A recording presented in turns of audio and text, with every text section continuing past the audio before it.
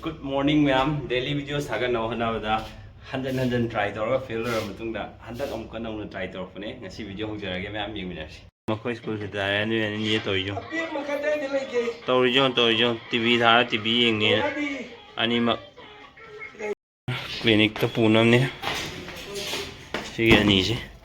Ingay yo hitar jiga using lai to sing jiga.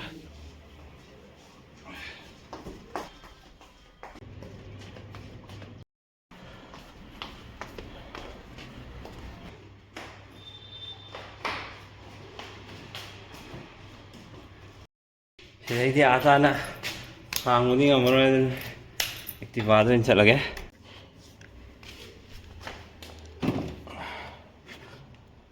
side amda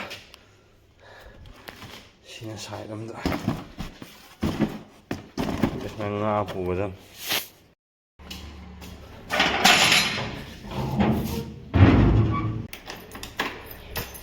asi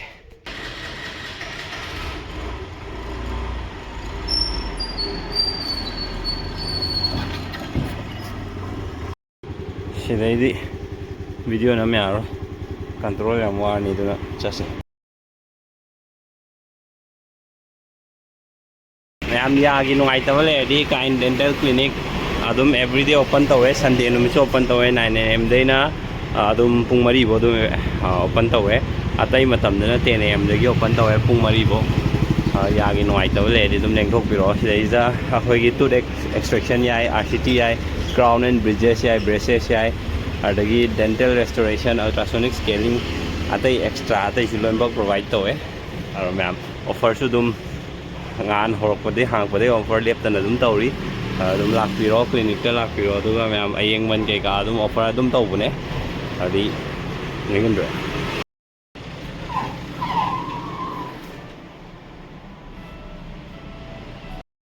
asi je ai suti thaba adu ne bani nongai je mai bani tan tin bagi sak pi je bai duty ai gi ta hore wa mamang clinic chakre sato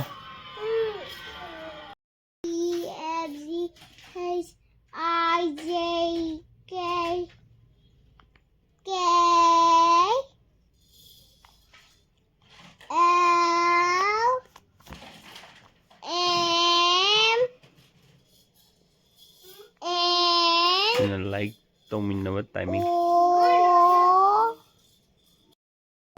head H A D head I is for iron I O N iron na like to boloi bagi wa bagi bread ka jam ga chaba ko nungdin da yum da le hor ga ngang sena ba is not easy ko koi bu pura ga sena diam lai ba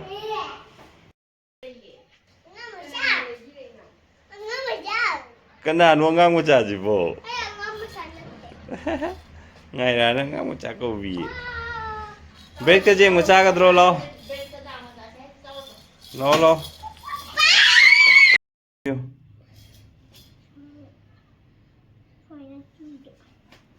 मेरा bread कैसा दो no मेरा bread कैसा दो no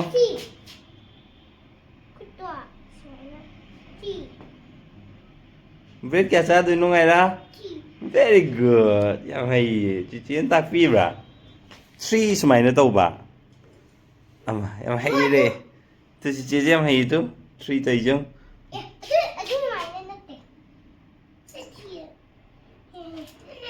mata si lo sa lo ba si smai lo ba tu si si kubi sina ne kubi sina pharo tu hai re si kubi na pharo adu do kubi na phajalo aro ga hero 3 chani hero hero ko tisani se ari kutto samain tu Kau mata halo toro do kya cha du ba hero si je samain tu ya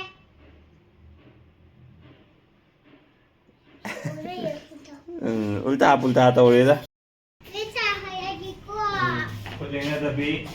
What is this?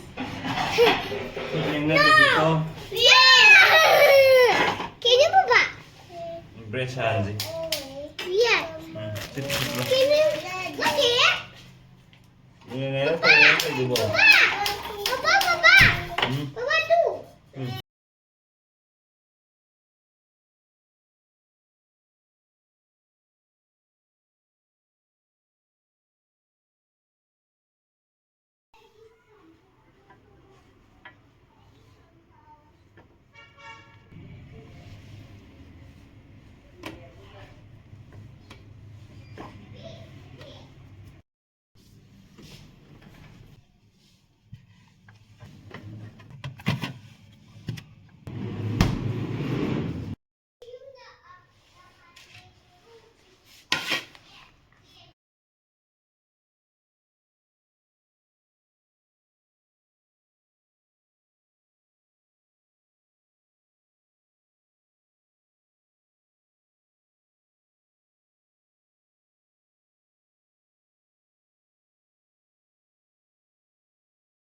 Kadai sa doon no? Tao. Ay ama sa kaya bro. Nga hana sa ro dudi.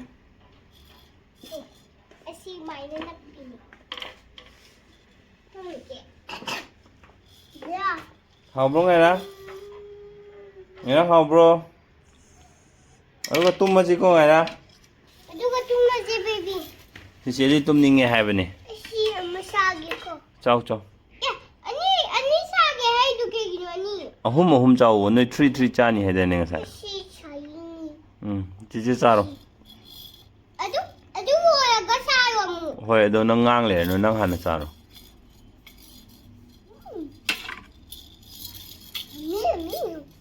Yummy oi bra.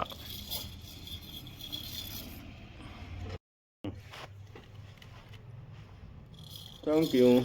Welcome. Thank you nga. Welcome. Asi chaba loiramnina kon phengwamda thammoro cho. Good girl. Good go. Mandu si.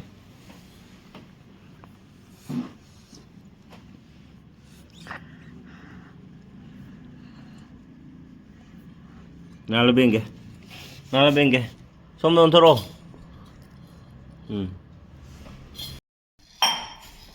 Very good. Come on. Tumaji ko. Hogolo lao barum sang dari aro. Kaino noi one time to pull up potty to rija. Lao. Come on, let's go. Tu ko ngai ai le jor nong potty to tor adum le hor nang. Chat le ko ai. Makhoi tiffin time loi gre potty loi gre. Ar hujik na mu tumhan ge tawri. Ado angang jing je. Sena je si matam khongok de ba du ga yam lai ba thabok su oi de ba ko. Hujik makhoi sai sena puji tawri bu moi tawri me am ji loi rak pa ji pung ama makhai jam lai ta re ji pung ani su ta ni sini. Aro masi yam arai ba thabak kin natte ko. Si pikpa masak yam nuksi hu me am ji ko. Moina tawrok pa khoi gi patience test to me am ji ko. Kai hai bir ni. Si ge jo. Amuk hai da ta roi ba se. Sidane ba pran je. Si blood che boil to rei je. Sena makoina sana ba aba sana ramaga chakhai ba aba chakhai ramaga tumgra matungi phibam ne si sina.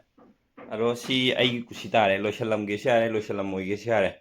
Sidadi horen halaga topna loisam da kemto wani ai oidre. Aro khara mut nungai no mirror gana sasat loisam birani. Ko katan manu mirror gana sumainum thanam mane.